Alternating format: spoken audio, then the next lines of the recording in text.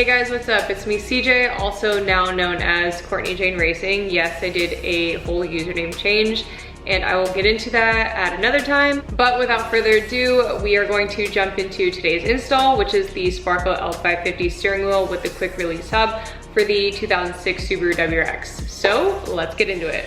All right, let's go ahead and unbox this bad boy. Now, I actually got this gifted to me on my birthday by Ghost Grab, aka the other CJ. So shout out to him for gifting this to me in my car. What you guys already saw was the quick release itself with the hardware, the Sparco steering wheel, the horn button that I ended up not even using, the steering wheel hub adapter and the hub hardware, horn wires, and then it also came with a set of instructions that I ended up not even using. But after watching this video, I honestly kind of regretted not following the instructions, but whatever. Who needs instructions, right? Okay, I hope you guys are ready because now we're going to take a deeper dive into this install. What I'm doing here is just removing the positive and negative terminals on my battery. I have a habit of doing this and sometimes it's not even necessary, so please don't judge. And the duct tape that you're seeing on my terminals is actually from a previous track day. It was one of their requirements. I also have a weird thing with batteries and I just wrap one of the terminals with a towel so they accidentally don't touch each other. Let's go ahead and remove two of these bolts located on the side of the steering wheel, and to do that I'm going to take my T30.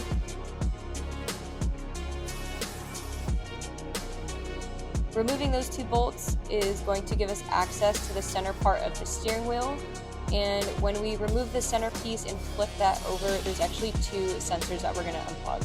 To remove these, I just used a pick and my lovely nails, and once you take those out, you now have the centerpiece part of your steering wheel.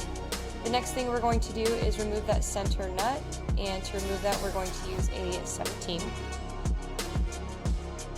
Once you have removed that, your work area should look something like this.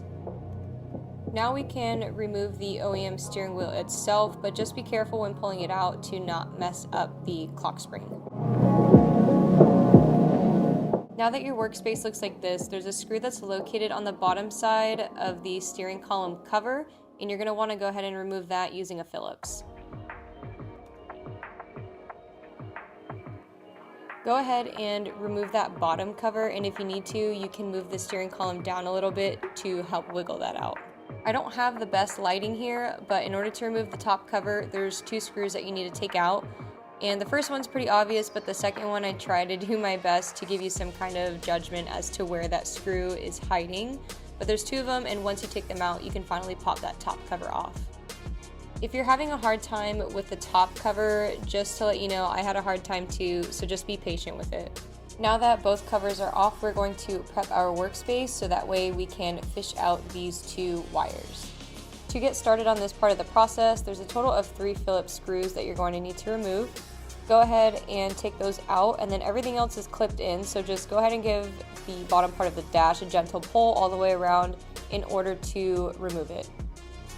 The next thing you're going to do is tape the clock spring and prevent it from moving. If you have stronger tape, please use it. Don't use the clear transparent tape. But there's 4 screws, and you're going to go ahead and remove those 4 tiny screws using a Phillips.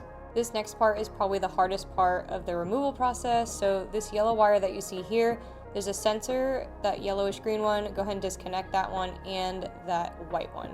There's a clip at the top. Go ahead and unclip that. Once everything is disconnected, pull everything out, but be careful not to move the clock spring in the process. Now it's time to put everything back together. I also did take this bracket thing off under the dash just to give myself some room and more space when pulling out those wires. After reinstalling the bracket slash brace type of thing, whatever you want to call it, go ahead and put back the bottom half of the dash just by tapping it all the way around, or at least giving it a few good hits just to make sure it's secured. And then those 3 Phillips screws that we originally took out, go ahead and put those back in. I will say putting everything back together is super easy and super quick compared to taking everything apart. It's easier said than done for most people, but go ahead and just reverse the entire process.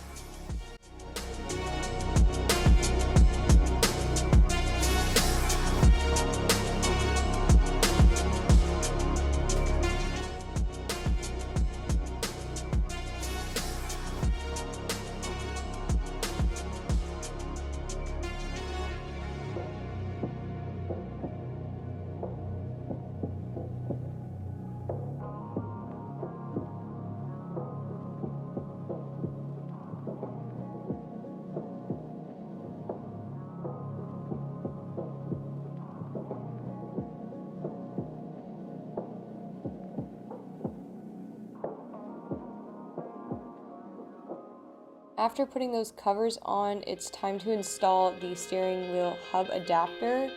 I'm just kind of setting up my camera here. I'm pretty sure it ends up falling, but we're gonna go ahead and just slide that on. Once that's on, we're gonna put back that center nut. Now, I did 35 foot-pounds. I could be completely wrong, so please correct me if I am wrong. Also, another mistake that I made in this video is that I did not use blue Loctite in the very beginning while I was doing this, so yes, I did have to take everything apart and put blue Loctite back on. It's also super nice if you have an extra set of hands to keep your steering wheel hub adapter straight. Moving on to the actual quick release itself, go ahead and take your hardware and your Loctite, please don't forget your Loctite, and go ahead and bolt them down into those holes right there. I am 1000% sure that I'm missing a very specific part that goes in between the quick release and the hub. I ended up finding that out way later after watching this video, which is very annoying, but hey, I still haven't lost my steering wheel and it's been 2 years, so give me some credit. Now we've reached the final part of the install, so go ahead and take your steering wheel, your last bit of hardware, your Loctite, and don't forget to line up that colored stripe that's sitting in the center of your steering wheel. That's very important because that's going to tell you if your wheels are straight. I'm not sure why I didn't just take off the quick release itself and line it up with the steering wheel. Would have made everything so much easier, but you know what? The steering wheel is on, it works great, and it hasn't given me any issues. Honestly looked really dumb doing it, but as long as you were able to install your steering wheel and I was able to help you and guide you throughout the entire process, then that was my personal goal.